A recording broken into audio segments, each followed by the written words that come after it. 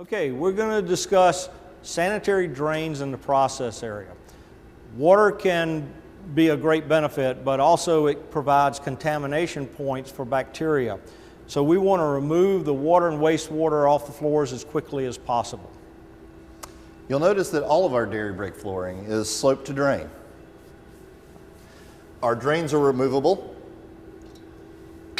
so that we can clean out solid contaminants.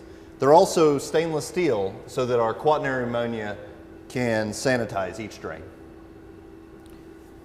Another water protective measure is backflow prevention. We have it on our main supply and at every use point in the plant. That prevents contamination from happening internally within the plant operations.